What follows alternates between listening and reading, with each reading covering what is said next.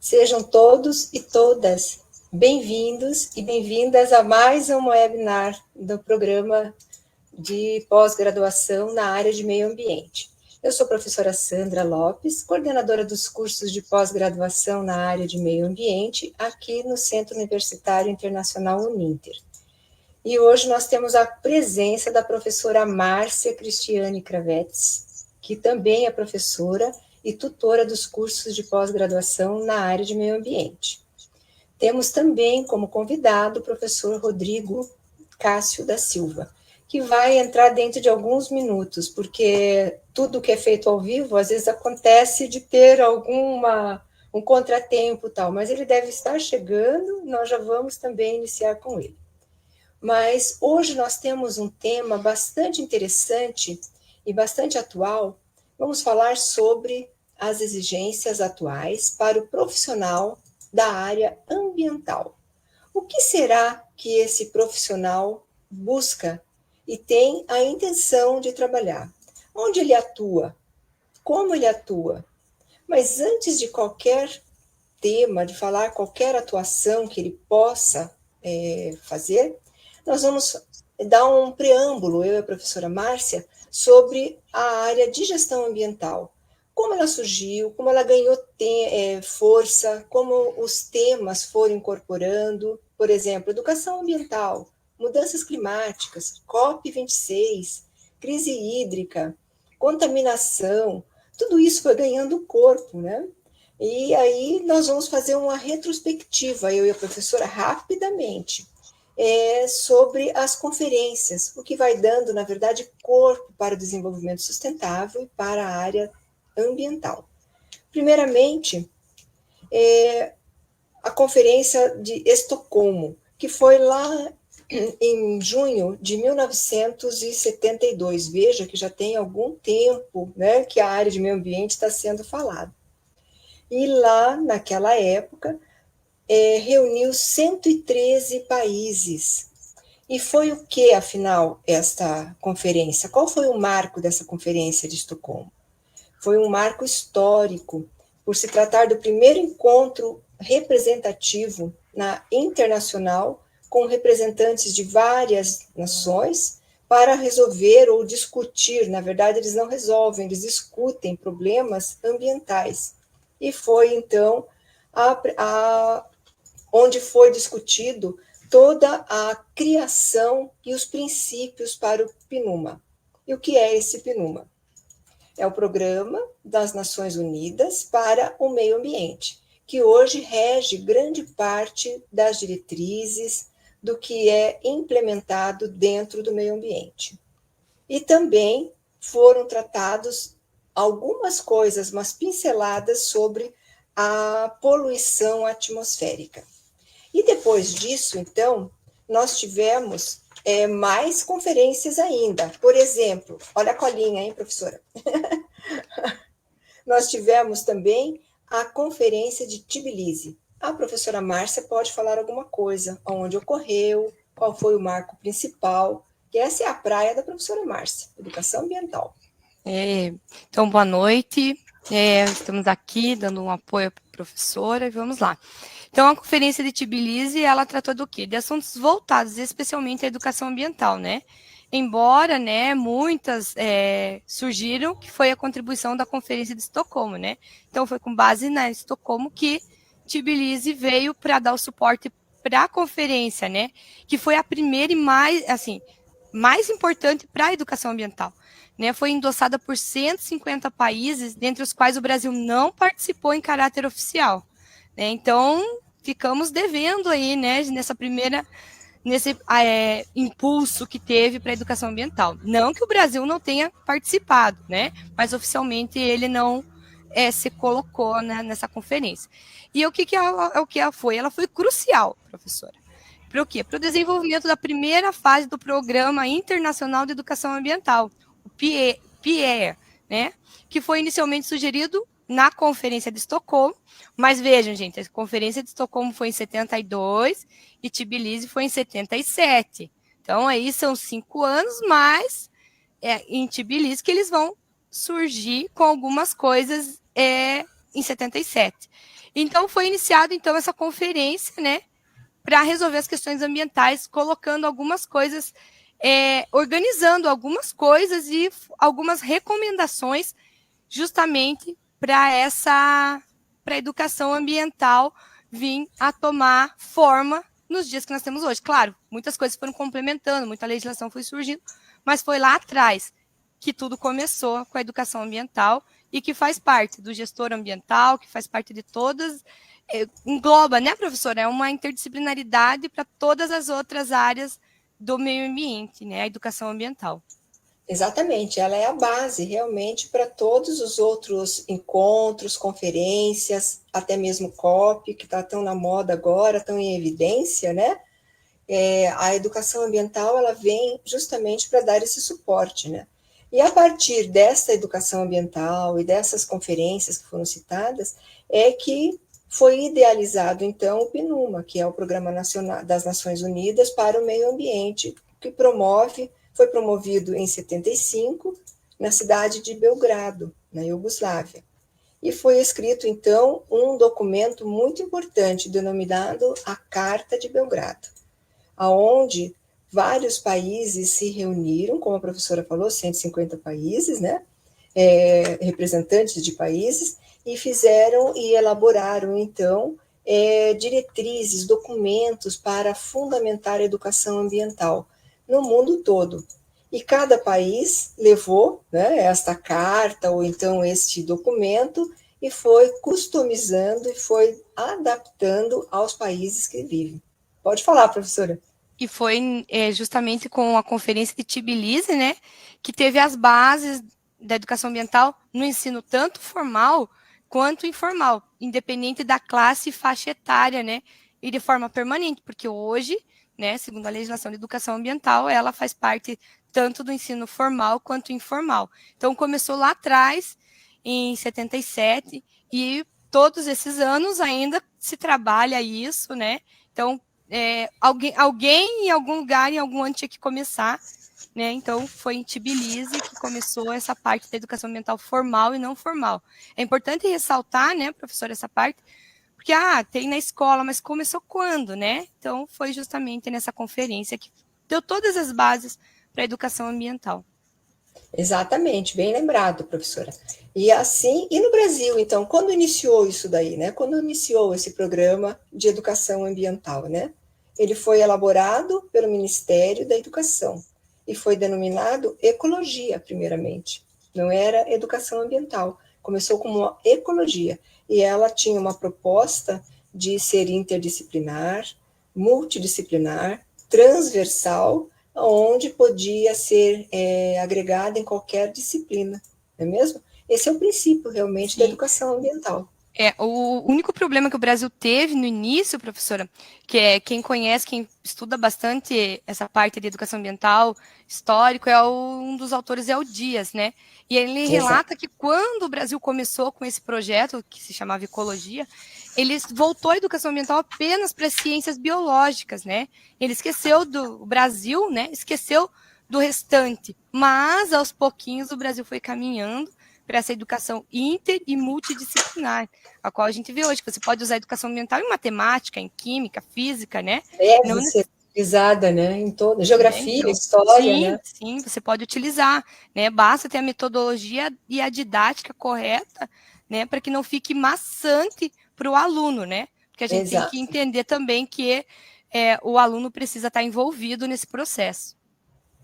Então, isso nós estamos trazendo essa história porque depois o gestor ambiental ou o profissional da área ambiental pode delinear melhor a área que quer atuar, né? Pode ser na área de educação, pode ser na área de desenvolvimento sustentável, pode ser em projetos ambientais, pode ser em energias, né, limpas, pode ser em projetos de ciclo de vida de algum produto, no gerenciamento desses resíduos e assim por diante. Então, a gente vai trazendo a história porque vocês precisam saber de onde surgiu, então, essa parte toda na área de meio ambiente. Mudanças climáticas, tem muitos profissionais que saem dos cursos de pós-graduação ou mesmo da graduação que querem trabalhar com a área de mudanças climáticas, Mas o que rege a mudança climática? Quais são as leis? Como ela surgiu? Ela é legalizada em todos os países? Ela é mundial? Tudo isso precisa saber, né?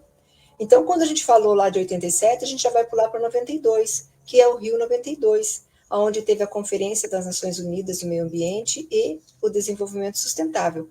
Em 92 é que começa, então, a ter o conceito, a definição, delinear o que era realmente desenvolvimento sustentável. Era a gente não ficar sem os recursos naturais, mas saber utilizar, minimizando até a utilização, né, desses recursos, que até então vários deles eram considerados renováveis. A exemplo da água, que nessa época ela era como um recurso renovável, hoje já não é mais considerável, né, ela já está em extinção. Então já começou ali a ter as leis, já começou a ter as diretrizes, delinear toda a parte de resoluções, ISO e tudo mais. Então, essa conferência do Rio 92, ela ficou conhecida porque elaboraram, na verdade, a Carta também da Terra, não foi? A professora Márcia sabe bem disso. E foi elaborado e todas as diretrizes que foram traçadas nesse documento, depois ele foi delineado para mundial, para os países, para os estados, para os municípios, chegando até as escolas. A exemplo disso, nós temos até a horta comunitária, a horta escolar, né?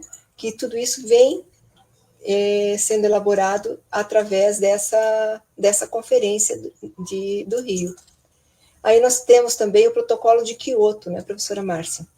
Isso, temos o protocolo de Quioto, que daí já é antes, depois, né, da conferência, né, que foi em 97, uma outra, né, tinha como título também o COP, né, e o resultado dessa conferência, então, foi um protocolo, né, onde determinados países assinaram e tentava se cumprir, né, é a mesma coisa do Acordo de Paris, do COP26 agora, que está em alta, o COP26. Então, o protocolo de Quioto, ele é, né, um documento resultante da conferência, é como se fosse um relatório resultante da conferência, onde algumas ações, né, os governos participantes e que assinaram esse protocolo, eles deveriam cumprir até a determinada época, né?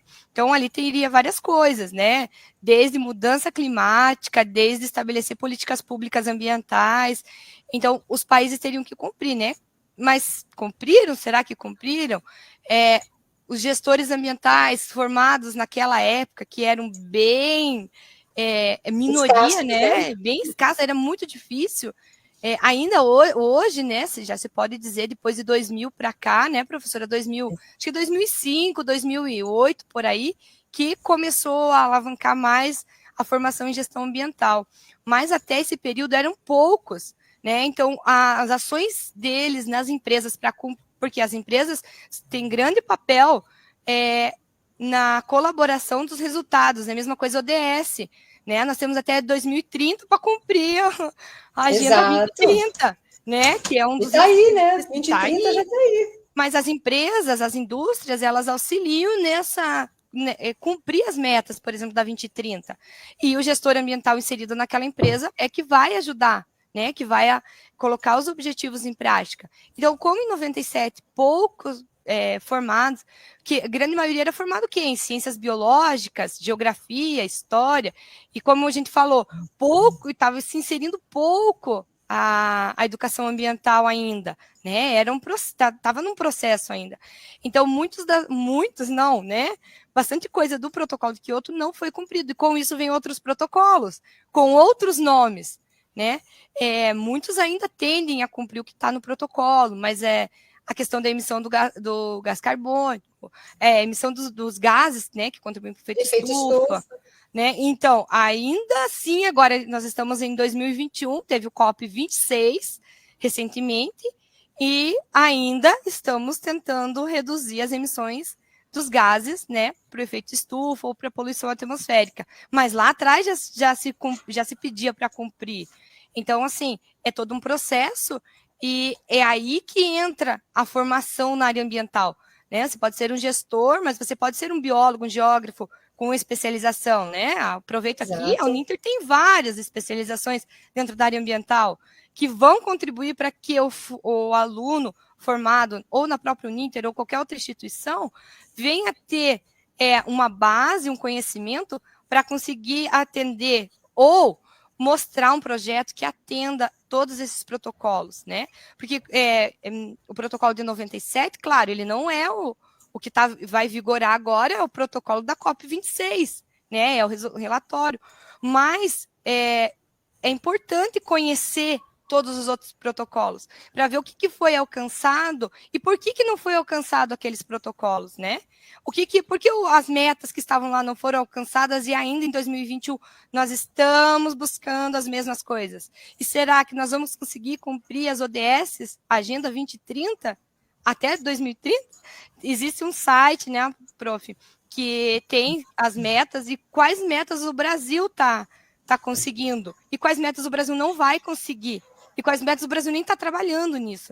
Então, é muito importante o gestor ou o biólogo, independente da profissão, engenheiro, advogado, mas que atua nessa área, conhecer todos esses protocolos que nós citamos aqui, para quê? Para que no futuro essa profissão ou esses protocolos, e não só os protocolos, né, eles sejam atendidos, né, professor?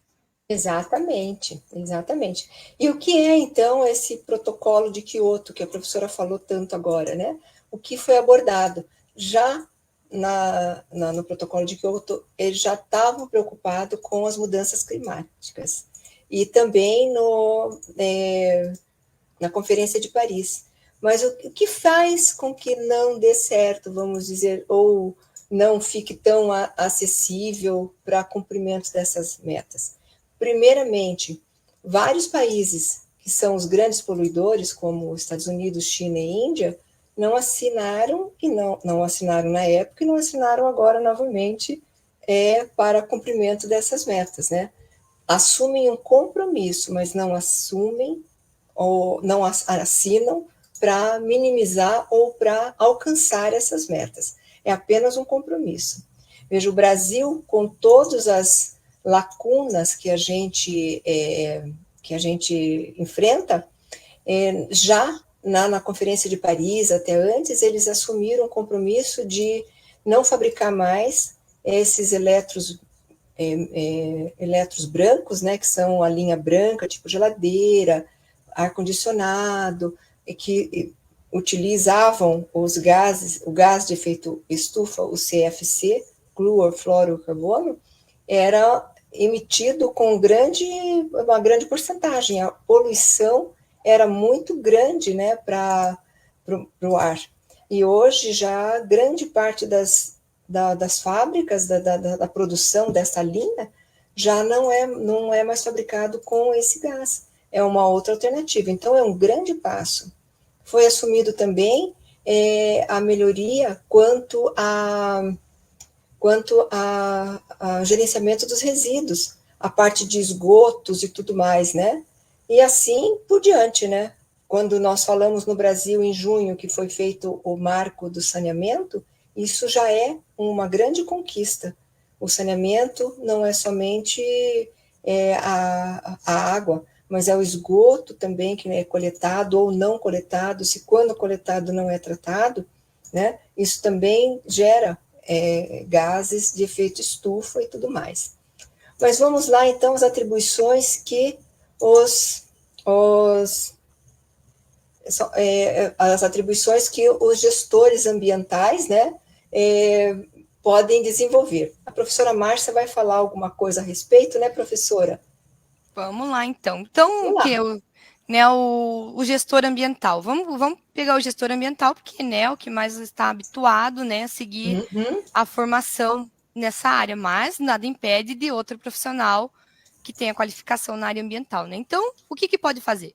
Pode iniciar seu próprio negócio, né, como uma empresa de consultoria ambiental, né, claro, em conjunto com outras áreas, né? Sempre deixar claro que determinados, por exemplo, estudo do impacto ambiental, um gestor ambiental não vai conseguir fazer sozinho, né? Ele precisa de uma equipe multidisciplinar, né? Buscar, né, mesmo que abra uma consultoria, tem que saber administrar o seu negócio, né? Como que com conhecimento, né? O gestor ambiental pode prestar concursos, né, tanto em esfera estadual, municipal, federal, estadual e municipal, né? E pode fazer pesquisas ambientais, né? Podem Exato. desenvolver projetos ambientais em associações, ONGs, né?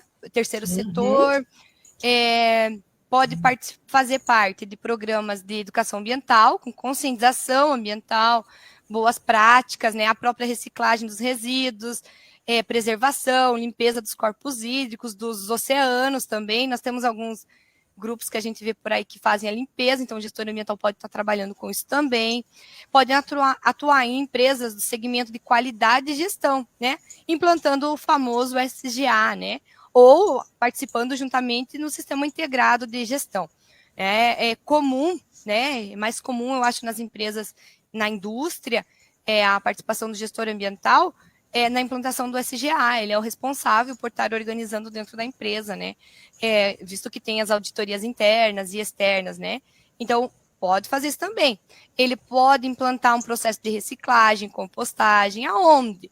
Numa empresa, pode ser com a consultoria, com o seu próprio negócio, pode estar direcionado para essa parte de reciclagem, elaborar plano de gerenciamento de resíduos sólidos que é necessário nas empresas para muitas vezes tirar a licença de operação, né? Já vimos aqui com outro professor a questão das licenças ambientais, né? Então, que precisa do PGRS, pode o quê? Ajudar no uso sustentável dos recursos. Pode, por exemplo, temos a professora Cláudia, que é professora de uma das nossas disciplinas. Ela trabalha num zoológico, né? Ela tem formação nessa área, então ela também trabalha nessa área. Então, assim, o gestor ambiental tem um grande, tem vários ramos. Basta o gestor saber em qual área que ele quer, aonde que o coração bate mais forte, né? O gestor ambiental também pode atuar no mundo acadêmico, né? Eu sou gestora ambiental de formação, né? A minha formação base é gestão ambiental. Então, a gente pode trabalhar na área acadêmica também. Professor Rodrigo, seja bem-vindo. Boa noite, professora Sandra. Boa noite, professora Márcia. Peço desculpas aí pelo atraso. Eu estava numa outra conferência e já entrei aqui correndo. A vida de professor é assim, né, professora? A gente está jogando nas 11 ao mesmo tempo. E nós estamos levando aí, professor. Vamos ver se a gente está levando direitinho. Nós agora íamos falar sobre as atribuições. Nós já falamos sobre a retrospectiva dos eventos, conferências, e agora, propriamente dita, como um profissional pode atuar. Mas antes eu quero apresentar o professor Rodrigo, porque nem todos conhecem. O professor Rodrigo Cássio da Silva é doutor na área de meio ambiente e ele é professor nos cursos de graduação, não é verdade? Aqui na Uninter. Ele comanda com muita maestria o curso de gestor, tecnólogo em gestão ambiental, que tem tido uma grande procura e tem capacitado muita gente por esse Brasil. Mas nós vamos falar, então, sobre o que quais são as atribuições que eles podem fazer, né, professor? Sim, professora. Eu preparei uma apresentaçãozinha aqui. Eu vou compartilhar. Isso. Com todos, melhor dizendo. Vamos lá. Pena que chegou tarde, prof, mas vamos lá. Vamos lá, rapidamente. E sempre a sua palavra é boa. Há sempre tempo. Olha aqui. Então, a ideia é que a gente fale um pouquinho dessas exigências, né, desse profissional aí da área ambiental. Nunca se falou tanto, né, professores? Professoras, melhor dizendo, de profissionais, nunca se precisou tanto de profissionais da área ambiental. Logicamente que existem profissionais que vão se destacar mais e existem profissionais que vão se destacar menos. A ideia aqui é a gente tentar mostrar para vocês o caminho para que você se destaque mais. E existe esse caminho, né? Professora Sandra está aí para dizer isso, professora Márcia também está aí para dizer isso, né? Eu também estou aqui para contar um pouco dessa experiência para vocês. Então, quem é o profissional da área ambiental no presente e no futuro? Quem é esse profissional? E aí eu vou passar disso aqui rápido, obviamente, aos professores acabaram de falar, mas eu não quero falar de cada um desses, eu só quero mostrar para vocês o seguinte, que desde 1968, na verdade, lá no Clube de Roma, né, que antecedeu a Conferência de Estocolmo em 72, que vale lembrar que ano que vem, 2022, são 50 anos, né, comemoração de 50 anos da Conferência de Estocolmo, a gente teve uma série de conferências que falam das questões ambientais, 72, 77, 87, né, a ECO 92, o Protocolo de Kyoto 97, e notem que a gente tem tido alguns eventos importantíssimos da área ambiental, porque esses eventos, eles são eventos-chave para o processo de redução do impacto das mudanças climáticas. Tá? Então, para falar desses impactos, a gente não pode deixar de citar esses 4 aqui, que foi o Protocolo de Kyoto, o primeiro acordo internacional, depois o Acordo de Paris, que renova e traz novidades do Protocolo de Kyoto, os Objetivos do Desenvolvimento do Milênio, que a ONU estabeleceu até 2015, e isso depois foi renovado com os ODS, né, com os Objetivos do Desenvolvimento Sustentável, que são os objetivos até 2030, aqueles 17 objetivos. E esse ano nós tivemos a COP26, que estabelece aí metas para redução desses impactos até 2030, 2050 e 2100. Mas por que eu estou falando isso? Porque quando a gente mostra esse cenário histórico, a gente também fala de profissionais para atuarem nesse cenário. Né? A gente vai precisar de profissionais que façam com que essas metas sejam alcançadas. E, além disso, a gente tem um processo de internacionalização do meio ambiente. Eu não sei, eu acabei criando esse termo, né, internacionalização do meio ambiente, se é que a gente pode falar disso, mas o que eu quero dizer com a internacionalização do meio ambiente? Notem que as questões ambientais, elas não são mais territoriais. Por exemplo, a preservação, a conservação do bioma amazônico não pertence somente ao Brasil. Agora a gente está falando de algo amplo, internacional. Né? Quando a gente fala da preservação dos corais, da barreira de corais da Austrália, é um movimento internacional. Então, os olhos estão voltados para os diferentes biomas, os olhos do mundo estão voltados para diferentes biomas, e isso ficou provado agora na COP26. Então, se a gente não preservar a Amazônia, a gente não tem financiamento da Alemanha, não tem financiamento da França, não tem financiamento da Inglaterra. Então, a gente depende, né, a economia, a internacionalização do meio ambiente depende de vários fatores. Além disso, a gente tem os produtos de exportação, né, que é a madeira, no caso do Brasil, a carne, que o frango e o gado é muito forte, né? A exportação do Brasil é muito forte. As grandes commodities, soja, milho, algodão, etc., cana. A gente tem os processos de gestão ambiental e gestão de riscos. Gestão ambiental das empresas, gestão ambiental dos recursos naturais, a gestão de riscos para diminuir, para minimizar os impactos, não só os riscos que já estão materializados, né, como, por exemplo, os grandes acidentes ambientais, mas também os riscos que estão se materializando aos poucos, como é o caso das mudanças climáticas. A gente tem a questão das políticas públicas, justamente políticas públicas nacionais e internacionais, justamente para alcance dessas metas. A gente tem os processos de certificações ambientais para exportação. Né? Hoje, você sabe, sem uma certificação ambiental, você não exporta carne, você não exporta madeira, você não exporta quase nenhum tipo de produto. E isso vai ficar cada vez mais restrito. E os financiamentos, como eu disse. Então, para cada um desses aspectos aqui, a gente vai precisar de profissionais. Profissionais altamente gabaritados. E quais são as áreas de atuação desses futuros profissionais da área ambiental? Eu coloquei aqui 6 áreas que eu acho que particularmente serão promissoras. Quer dizer, serão não, já são promissoras. Primeiro, a questão das energias renováveis, isso é fato. Né? A COP26 foi só disso, foi praticamente só falando de energias renováveis. Então, a diminuição, a extinção do uso de carvão mineral, né?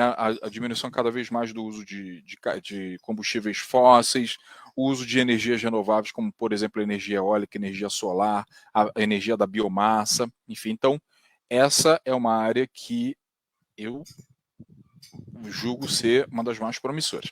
A questão dos recursos hídricos, quase que óbvio, isso já vem sendo falado há muito tempo, né, porque a gente está vivendo e tende a vivenciar problemas mais sérios ainda com a questão dos recursos hídricos. Então, o manejo, né, desses recursos, a gestão desses recursos vai necessitar de profissionais muito bem habilitados. A questão dos resíduos sólidos, quanto mais a população cresce, quanto mais a população consome, mais ela gera resíduos, não tem por onde fugir.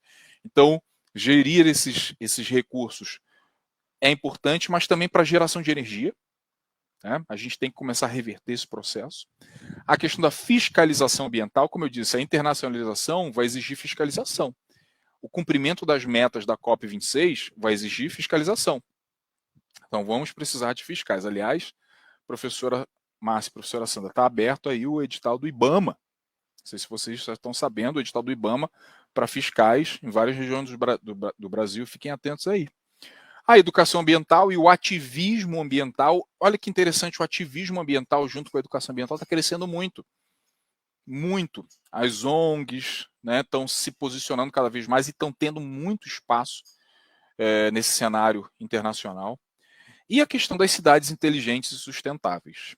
Né? É preciso que haja gestores com uma visão holística, uma visão ampla dessas cidades, para que as cidades se tornem cada vez mais inteligentes e sustentáveis para as suas populações. E de que maneira um curso de pós-graduação, por exemplo, você que é um aluno de graduação, de que maneira um curso de pós-graduação pode te auxiliar a ingressar nesse mercado? Gente, nenhum de nós três aqui é um profissional que parou de estudar. Nenhum de nós três aqui. E dificilmente você vai encontrar um profissional no mercado de trabalho atuante que está estagnado, que está parado. Isso não existe, gente. Isso não existe. Então, se você pensa em fazer a sua graduação e parar, eu vou falar para você. Quem tiver continuando seus estudos vai estar muito à frente daquele que está parado. Muito, mas muito à frente. Não tem segredo.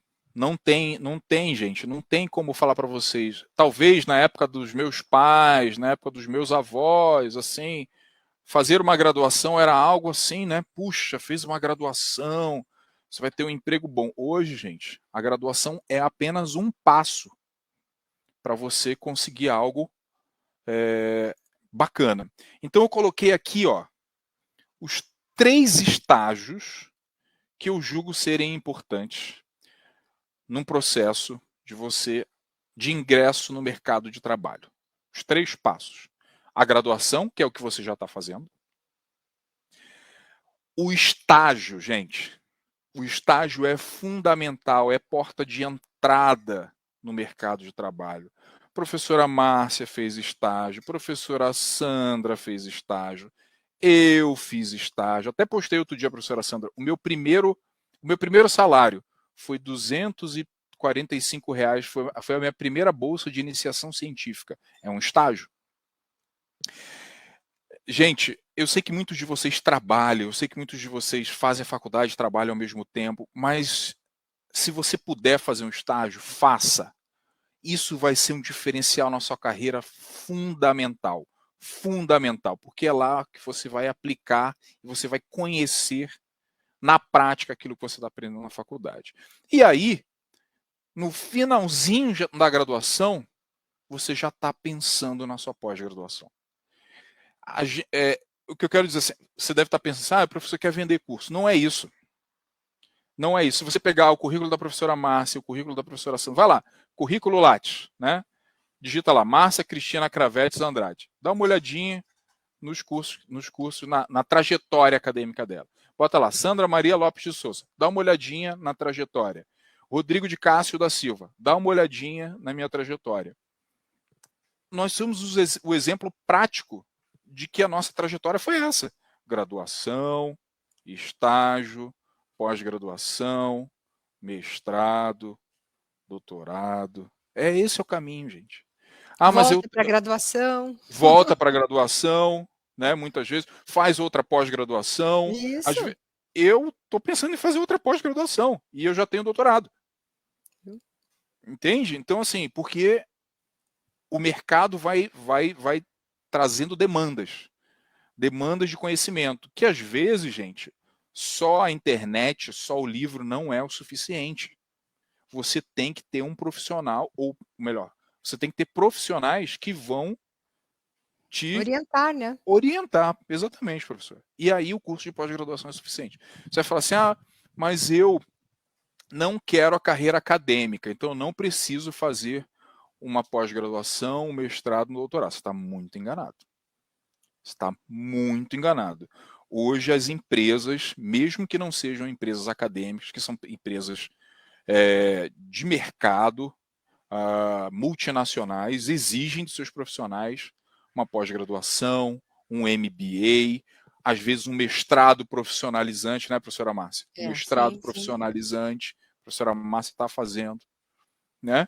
Já então, está assim, com ele concluído.